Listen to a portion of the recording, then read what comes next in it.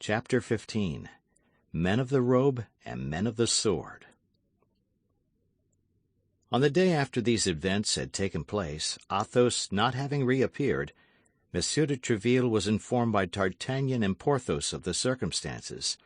As to Aramis, he had asked for leave of absence for 5 days, and was gone, it was said, to Rouen, on family business. Monsieur de Tréville was the father of his soldiers. The lowest or the least known of them, as soon as he assumed the uniform of the company, was as sure of his aid and support as if he had been his own brother. He repaired then instantly to the office of the lieutenant criminel. The officer who commanded the post of the Red Cross was sent for, and by successive inquiries they learned that Athos was then lodged in Fort l'Evêque. Athos had passed through all the examinations we have seen Bonacieux undergo. We were present at the scene in which the two captives were confronted with each other. Athos, who had till that time said nothing for fear that D'Artagnan, interrupted in his turn, should not have the time necessary, from this moment declared that his name was Athos and not D'Artagnan. He added that he did not know either Monsieur or Madame Bonacieux, that he had never spoken to the one or the other, that he had come, about 10 o'clock in the evening, to pay a visit to his friend Monsieur d'Artagnan, but that till that hour he had been at Monsieur de Tréville's, where he had dined. 20 witnesses, added he, could attest the fact, and he named several distinguished gentlemen, and among them was Monsieur le Duc de la Trémouille. The second commissary was as much bewildered as the first had been by the simple and firm declaration of the Musketeer, upon whom he was anxious to take the revenge which men of the Robe like at all times to gain over men of the sword. But the name of Monsieur de Tréville and that of Monsieur de la Trémouille commanded a little reflection. Athos was then sent to the cardinal, but unfortunately the cardinal was at the Louvre with the king. It was precisely at this moment that Monsieur de Tréville, on leaving the residence of the lieutenant criminel and the governor of Fort l'Evêque without being able to find Athos, arrived at the palace. As captain of the Musketeers, Monsieur de Tréville had the right of entry at all times. It is well known how violent the king's prejudices were against the queen, and how carefully these prejudices were kept up by the cardinal, who in affairs of intrigue mistrusted women infinitely more than men. One of the grand causes of this prejudice was the friendship of Anne of Austria for Madame de Chevreuse. These two women gave him more uneasiness than the war with Spain, the quarrel with England, or the embarrassment of the finances. In his eyes and to his conviction, Madame de Chevreuse not only served the queen in her political intrigues, but, what tormented him still more, in her amorous intrigues. At the first word the cardinal spoke of Madame de Chevreuse, who, though exiled to Tours and believed to be in that city, had come to Paris, remained there 5 days, and outwitted the police, the king flew into a furious passion. Capricious and unfaithful, the king wished to be called Louis the Just and Louis the Chaste. Posterity will find a difficulty in understanding this character, which history explains only by facts and never by reason. But when the cardinal added that not only Madame de Chevreuse had been in Paris, but still further, that the queen had renewed with her one of those mysterious correspondences which at that time was named a cabal, when he affirmed that he, the cardinal, was about to unravel the most closely twisted thread of this intrigue, that at the moment of arresting in the very act, with all the proofs about her, the queen's emissary to the exiled duchess, a musketeer had dared to interrupt the course of justice violently by falling sword in hand upon the honest men of the law, charged with investigating impartially the whole affair in order to place it before the eyes of the king, Louis XIII could not contain himself, and he made a step toward the queen's apartment with that pale and mute indignation which, when it broke out, led this prince to the commission of the most pitiless cruelty. And yet, in all this, the cardinal had not yet said a word about the Duke of Buckingham. At this instant Monsieur de Tréville entered, cool, polite and in irreproachable costume. Informed of what had passed by the presence of the cardinal and the alteration in the king's countenance, Monsieur de Tréville felt himself something like Samson before the Philistines. Louis XIII had already placed his hand on the knob of the door. At the noise of Monsieur de Tréville's entrance, he turned round. "You arrive in good time, monsieur," said the king, who, when his passions were raised to a certain point, could not dissemble. "I have learned some fine things concerning your musketeers." "And I," said Tréville coldly, "I have some pretty things to tell your majesty concerning these gownsmen." "What?" said the king with hauteur. "I have the honour to inform your majesty," continued Monsieur de Tréville in the same tone, "that a party of procureurs, commissaries, and men of the police, very estimable people, but very inveterate, as it appears, against the uniform, have taken upon themselves to arrest in a house, to lead away through the open street, and throw into Fort l'Evêque, all upon an order which they have refused to show me, one of my, or rather your musketeers, sire, of irreproachable conduct, of an almost illustrious reputation, and whom your majesty knows favourably, Monsieur Athos." "Athos," said the king mechanically. "Yes, certainly I know that name." "Let your majesty remember," said Tréville, "that Monsieur Athos is the musketeer who, in the annoying duel which you are acquainted with, had the misfortune to wound Monsieur de Cahusac so seriously. A propos, monseigneur," continued Tréville, addressing the cardinal, "Monsieur de Cahusac is quite recovered, is he not?" "Thank you," said the cardinal, biting his lips with anger. "Athos, then, went to pay a visit to one of his friends absent at the time," continued Tréville, "to a young Béarnais, a cadet in his Majesty's Guards, the company of Monsieur Dessessart. But scarcely had he arrived at his friend's and taken up a book while waiting his return, when a mixed crowd of bailiffs and soldiers came and laid siege to the house, broke open several doors—" The cardinal made the king a sign, which signified, "That was on account of the affair about which I spoke to you." "We all know that," interrupted the king, "for all that was done for our service." "Then," said Tréville, "it was also for your majesty's service that one of my musketeers, who was innocent, has been seized, that he has been placed between two guards like a malefactor, and that this gallant man, who has 10 times shed his blood in your majesty's service and is ready to shed it again, has been paraded through the midst of an insolent populace?" "Bah!" said the king, who began to be shaken. "Was it so managed?"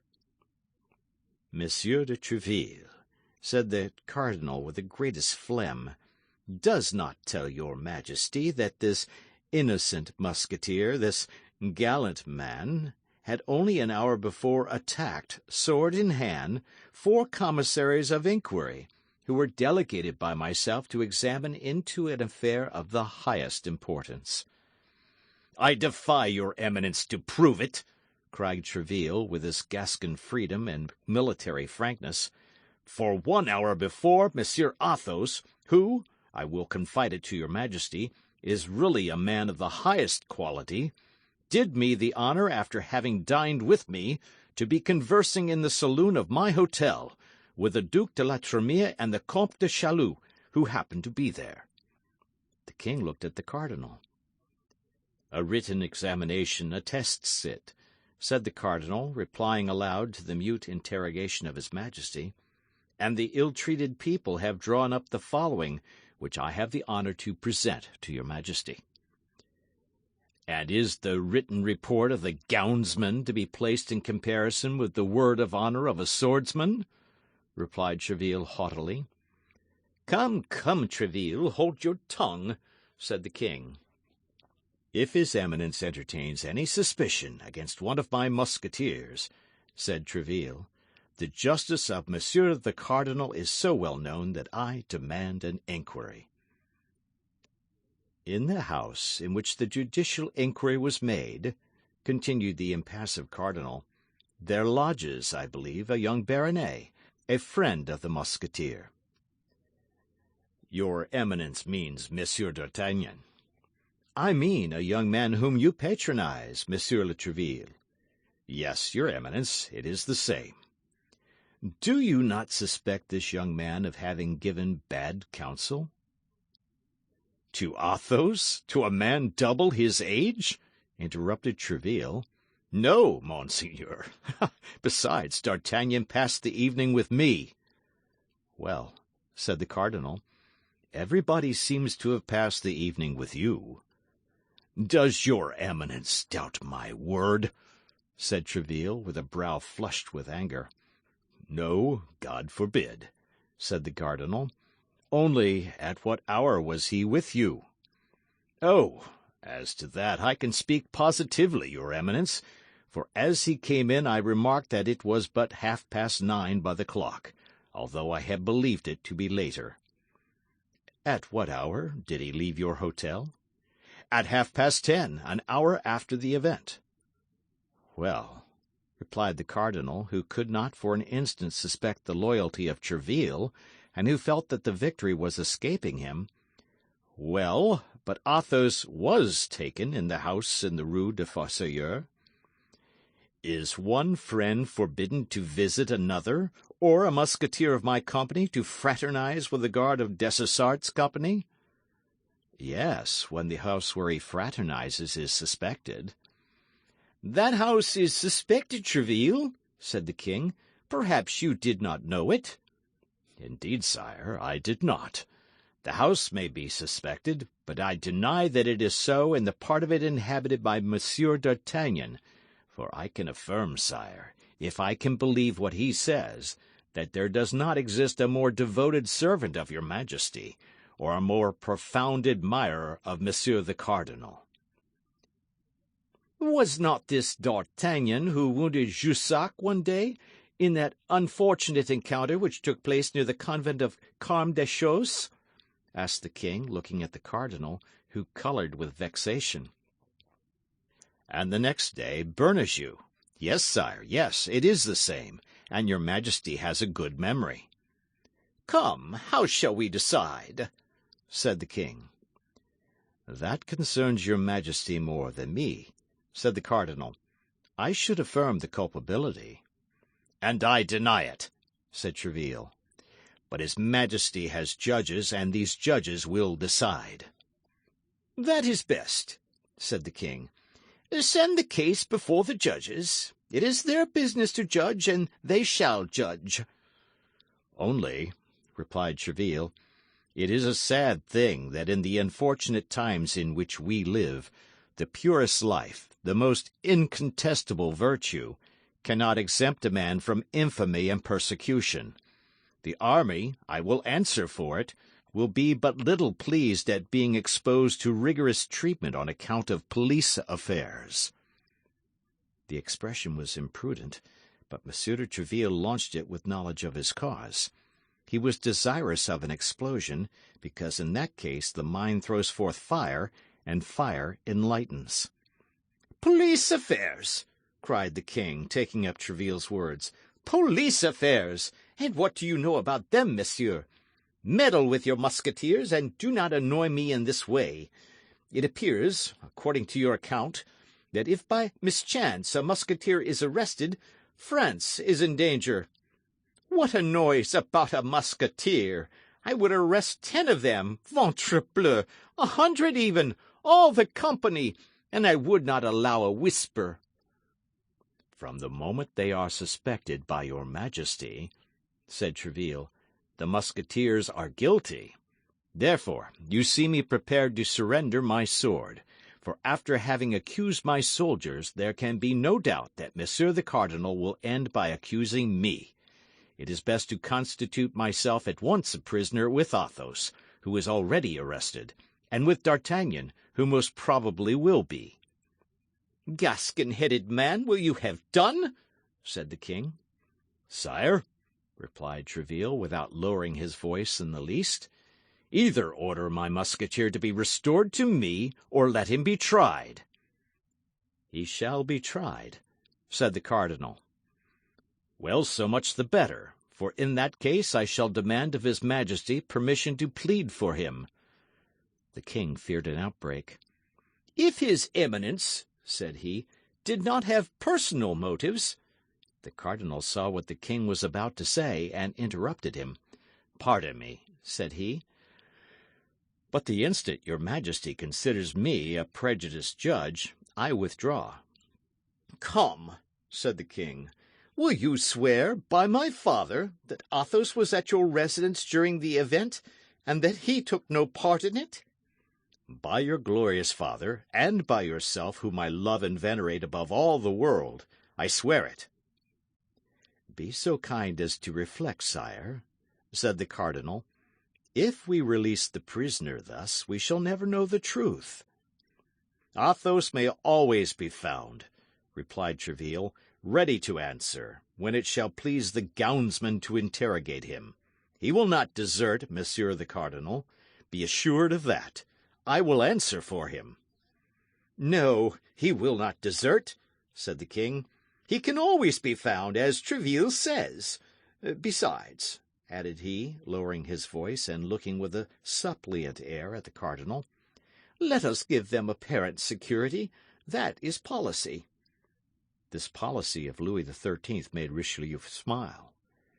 "Order it as you please, sire. You possess the right of pardon." "The right of pardoning only applies to the guilty," said Tréville, who was determined to have the last word, "and my musketeer is innocent. It is not mercy, then, that you are about to accord, sire. It is justice." "And he is in the Fort l'Evêque?" said the king. "Yes, sire, in solitary confinement, in a dungeon, like the lowest criminal." "The devil!" murmured the king. "What must be done?" "Sign an order for his release, and all will be said," replied the cardinal. "I believe with your Majesty that Monsieur de Tréville's guarantee is more than sufficient." Tréville bowed very respectfully, with a joy that was not unmixed with fear. He would have preferred an obstinate resistance on the part of the cardinal to this sudden yielding. The king signed the order for release, and Tréville carried it away without delay. As he was about to leave the presence, the cardinal gave him a friendly smile, and said, "A perfect harmony reigns, sire, between the leaders and the soldiers of your Musketeers, which must be profitable for the service and honourable to all." "He will play me some dog's trick or other, and that immediately," said Tréville. "One has never the last word with such a man. But let us be quick. The king may change his mind in an hour, and at all events it is more difficult to replace a man in the Fort l'Evêque or the Bastille who has got out, than to keep a prisoner there who is in." Monsieur de Tréville made his entrance triumphantly into the Fort l'Evêque, whence he delivered the Musketeer, whose peaceful indifference had not for a moment abandoned him. The first time he saw D'Artagnan, "You have come off well," said he to him. "There is your Jussac thrust paid for. There still remains that of Bernajoux, but you must not be too confident." As to the rest, Monsieur de Tréville had good reason to mistrust the cardinal, and to think that all was not over, for scarcely had the captain of the Musketeers closed the door after him, than his Eminence said to the king, "Now that we are at length by ourselves, we will, if your Majesty pleases, converse seriously. Sire, Buckingham has been in Paris 5 days, and only left this morning.